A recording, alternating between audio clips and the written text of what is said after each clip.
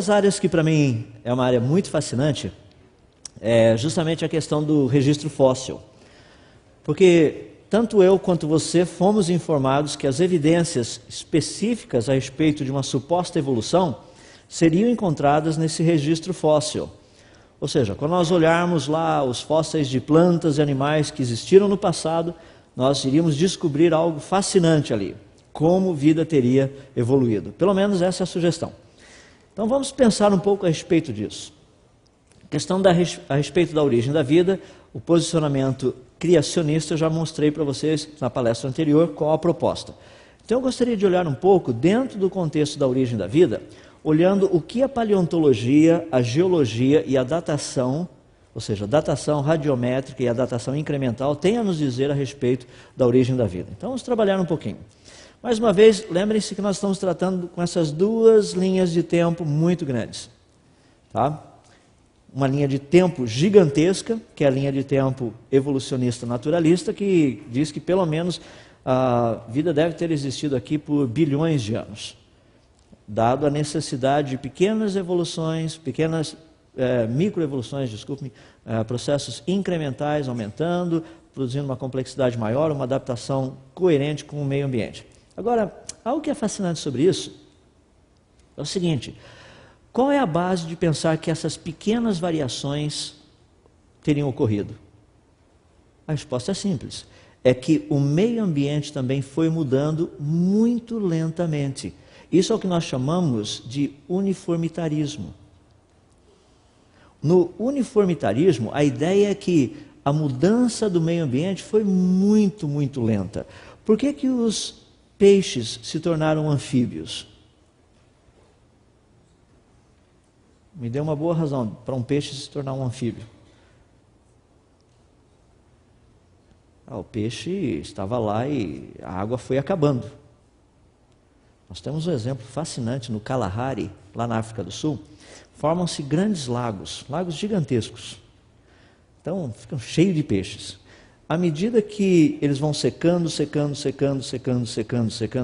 na época da seca, os peixes, eles mergulham no meio da lama, eles entram no meio da lama, ficam a mais ou menos 1,5 metros, 2 metros de profundidade, e ali eles hibernam. Hibernam até quando chegarem as próximas chuvas, que vão molhar aquele leito que agora está totalmente seco, até rachado.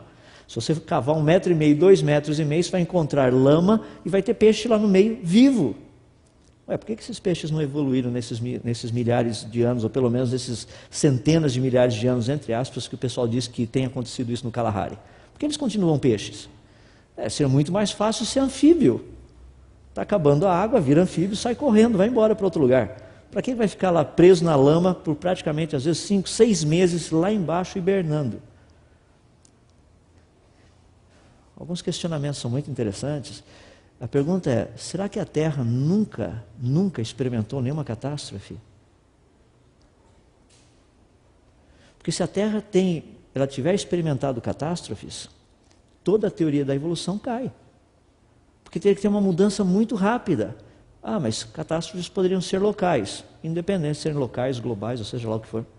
Catástrofes nós sabemos que já ocorreram, inclusive os próprios evolucionistas tratam de uma muito grande, que é da extinção dos dinossauros, quando teria caído aquele asteroide ou meteoro e teria acabado com os dinossauros aqui na face do nosso planeta.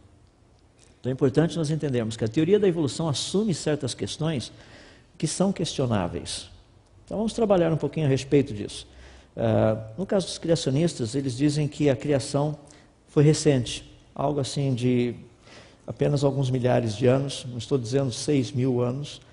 Muitos criacionistas posicionam o tempo de criação, dado o elemento, como por exemplo, o campo magnético da Terra. O campo magnético da Terra ele está diminuindo, isso tem sido medido de uma forma muito precisa nesses últimos 30 anos, pelas medições que nós sabemos da parte bipolar, quadripolar, octopolar. Nós sabemos que esse campo magnético tem uma vida no máximo de 40.000 anos. Ou seja, se você voltar no passado, você não teria planeta Terra há 40.000 anos atrás.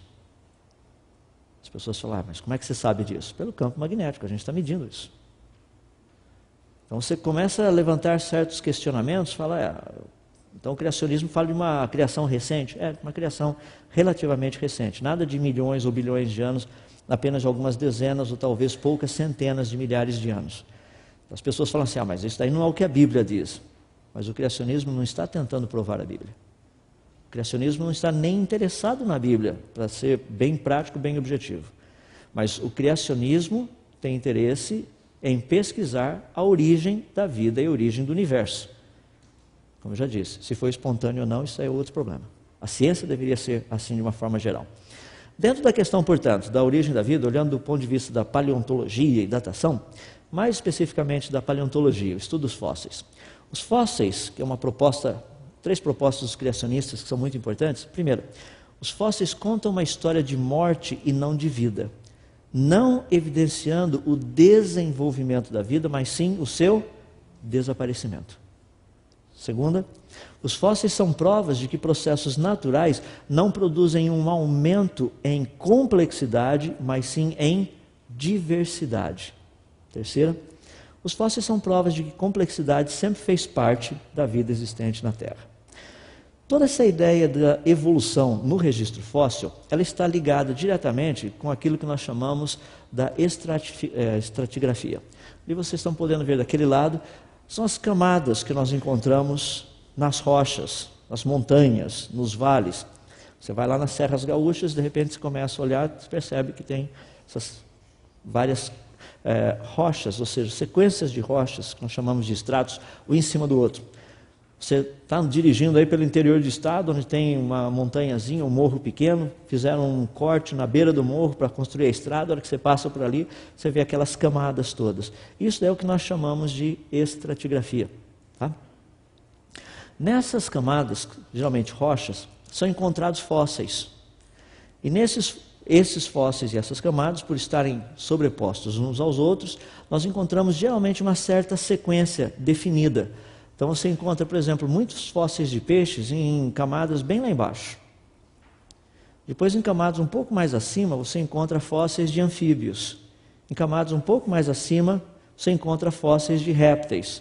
E nas camadas superiores, um tanto quanto de mamíferos e aves. Está meio misturado a coisa ali, fica meio bagunçado.